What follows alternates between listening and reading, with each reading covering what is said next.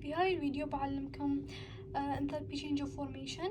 إذا شفتوا F هاي ساين مالي، إذا شفتوا F سيدي يعني عرفوا إنه هو formation و heat evolved في الرياكشن. أول سؤال propene can be hydrogenated. شنو يعني hydrogenated؟ يعني يحطون إياه هيدروجين. إنزين في الأورجانيك كيمستري درسنا هاي الدرس. ف hydrogenation يعني propene plus hydrogen to form a propene. إنزين فأول شي نكتب الإكويجن. فبروبين اللي هو بالإي بلس هيدروجين، طبعا في كاتاليست اللي هو نيكل يعطينا بروبين اللي هو بالإي. إنزين الحين calculate the standard enthalpy change of hydrogenation of propene. إنزين في فورمولا حق الانثالبي اوف. إنزين السؤال الثاني calculate the standard enthalpy change for hydrogenation of propene. حق enthalpy of formation هني محطوط F له، فنستخدم enthalpy of formation اللي هو في فورمولا له product minus reactant. إنزين احنا نعرف البرودكت شنو propene والreactant هو propene وهيدروجين. إنزين مساعة كتبنا الإكويجن، فمن كذي احنا نعرف يصير أسهل لنا إذا كتبنا الإكويجن. إنزين هني معطينكم الأرقام مال reactant والبرودكت، بس إذا مثلا ما عطوكم دي الجدول تروحون page 12 table 12. زين في مثلا propene negative 105 بس هني negative 104، فتقريبا نفس الشيء. الهيدروجين عرفوا its elemental state فصفر دائما، وبروبين 20.4 هني، بس إذا مثلا ما أعطاكم دي الجدول في هني 20 تقريبا نفس الشيء. بس إذا أعطاكم الجدول استخدمون الجدول اللي معطينكم مو اللي في الداتا بوكلت. زين فالحين نطبق الفورمولا، نسوي product minus reactant. شنو البرودكت؟ البرودكت بروبين اللي بالA chem الفاليو ماله نيجاتيف 104. زين ماينس اللي هو reactant. شنو هو reactant؟ بروبين اللي هو بالE الفاليو ماله بلس positive 20.4 بلس 0 اللي هو بلس هيدروجين. فهمتوا؟ لأن reactants في شنو؟ في two reactants propane بلس هيدروجين تسوون the add. عقب تسوون product minus reactants، فتسوون negative هذي بيتكنسلون بيصير minus، فبيصير negative 104 minus 20.4 بيصير negative 124.4. Then in an experiment to measure the enthalpy or change of combustion of ethanol, a student heated a copper calorimeter containing 100 cm³ of water with a spirit lamp and collected the following data. Initial temperature مال water كان 20 والفاينل كان 65 والmass of ethanol في بداية الإكسبيرمنت كان 1.78 grams ودensity كان 1 grams per centimeter.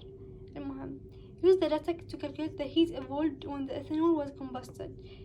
Immediately إذا شفتوا الheat evolved عرفوا إن لازم تستخدمون ذي الفورمولا اللي هي mass times C times delta T. شنو الأم اللي هي mass، والسي هي specific heat capacity of water. في الداتا بوكلت دائما بيكون 4.18. إنزين والدلتا تي اللي هي change in temperature، يعني تسوون final minus initial temperature. أول شي use the data to calculate. فشو نسوي mass. كم الماس هو mass of water. لا دائما تستخدموها في الووتر في this all they used water. إنزين فهني مو معطيني الماس بس معطيني الفوليوم كون 100 سنتيمتر 3 فوليوم، ومعطيني density كم 1 جرام per centimeter. فتسوون حق الماس إنزين volume times density، 100 times 1 بيكون 100، فالماس بيكون 100 جرام. الماس 100 جرام.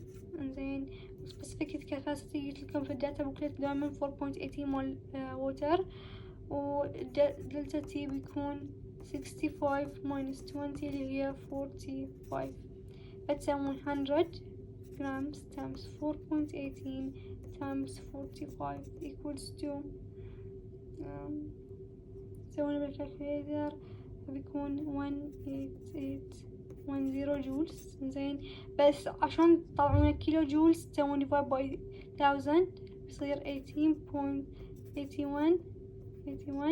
كيلو جولز. زين اللي بيسألنا ليش ما سويتي add ذي الهيدروجين حسبت اني 5 times 6 لان سويت هذي plus 1.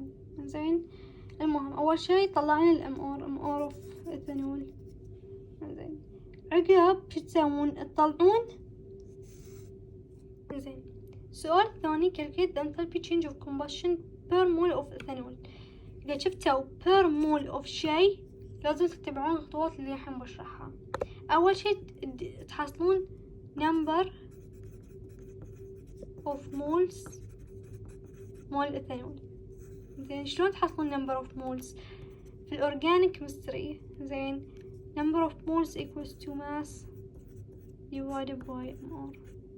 زين حق الإيثانول عطونا الماس هني 1 point الماس كم 1.78 جرام بس الام ار ما عطونا فلازم احنا نحصله.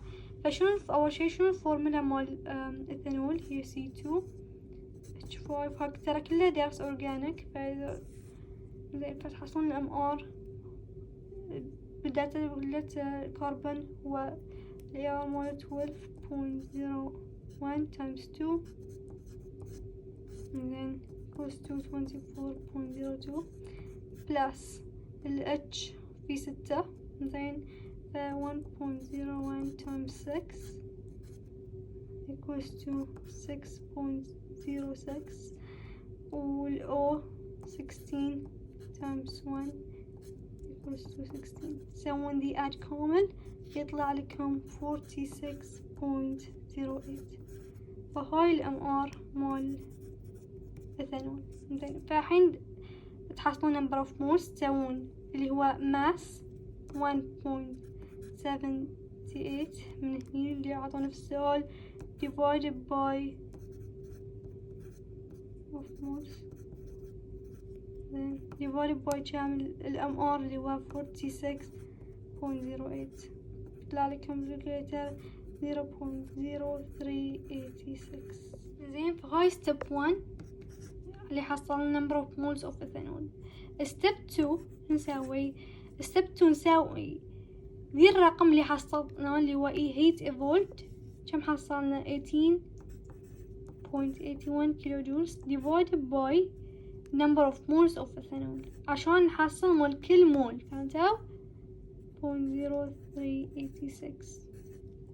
equals to 487.31 كيلو جولز per مول.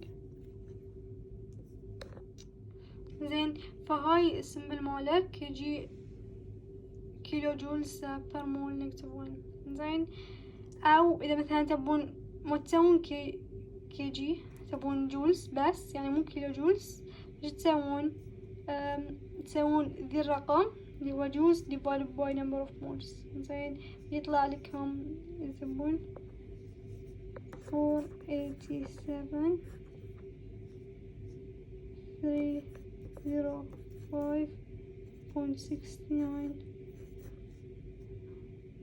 جولز per mole نكتب 1.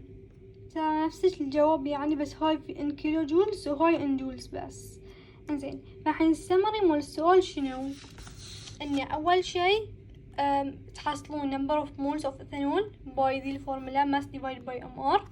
اذا حصلتوا ذي تسوون divide الرقم اللي حصلتوه في I اللي هو heat evolved اللي MC times delta T divided by number of moles اللي حصلتوه بتحصلون الانثالبي change مال ethanol مال per mole of ethanol.